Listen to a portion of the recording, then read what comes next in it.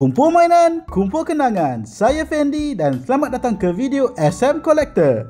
Baru-baru ni Abang Ashraf ada mengajak saya untuk pergi menghunting Monster Galaxy Card. So tanpa membuang masa, kami terus pergi ke kedai sebenarnya berdekatan untuk mencari pack tersebut.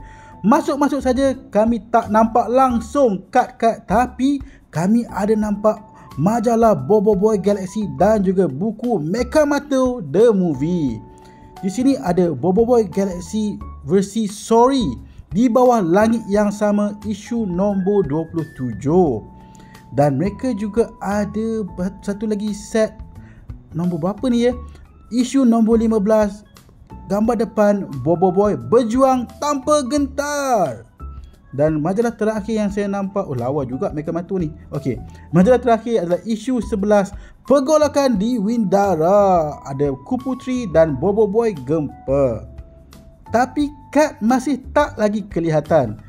Abang Ashraf tak puas hati, dia terus membuat pusingan di dalam kedai untuk mencari tempat simpanan kad dan dia berjaya menjumpainya guys.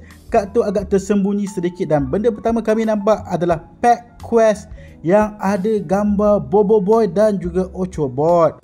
Jom kita usah dulu kad apa yang ada dalam pack ni. Nampak cantik, tengok dekat belakang pula. Memang keren. So tanpa membuang masa, saya dan Abang Ashraf terus membuat pembayaran dan balik supaya kita dapat unpack kad ini secepat mungkin. So inilah pack quest yang telah kami pilih. Gambar depan Boboiboy dan Ochobot, kad pack quest 3/9. Okey, seperti yang anda semua tahu, pack quest adalah kad versi lama yang tak boleh digunakan main dalam set Monster Galaxy Card.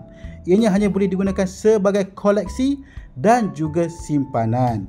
Seperti biasa, tagline di belakang adalah kumpul, main dan gabung. So marilah kita buka pack ini dan lihat kad apa yang kita bakal dapat. So seperti biasa, kita akan ambil kad di depan dan letakkan di belakang biar nampak kemas sedikit. Dan mari kita lihat kad pertama untuk siri pack quest ini adalah kad silap, kad cara permainan. Alright, kita letak tepi balik. Alright, kad Tok Kasa, HP 180, attack 140. Efek untuk kad ini adalah efek kad lawan tidak berkesan. Not bad. Kad seterusnya adalah Kuali, HP 140, attack pula 120. Efeknya adalah HP tolak 60. Kad lawan sejurus kad ini diletakkan di zon aktif. Alright.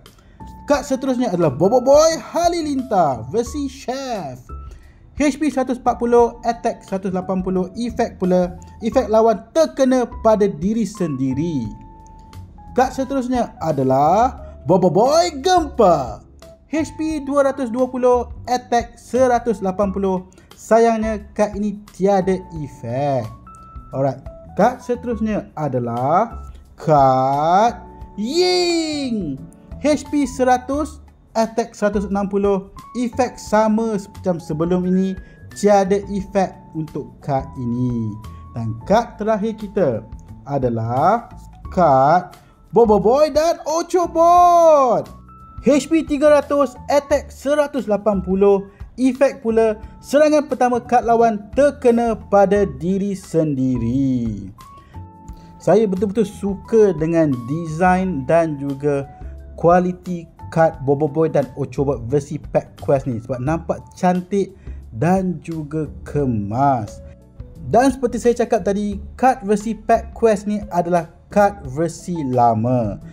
Ianya tak boleh digunakan main semasa tournament, hanya boleh dibuat sebagai koleksi sahaja. Jadi kita perlu letak di dalam card sleeve untuk memastikan kualiti dan juga kondisi kad dalam keadaan yang terbaik.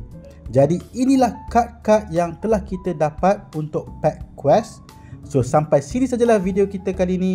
Jumpa next time. Bye.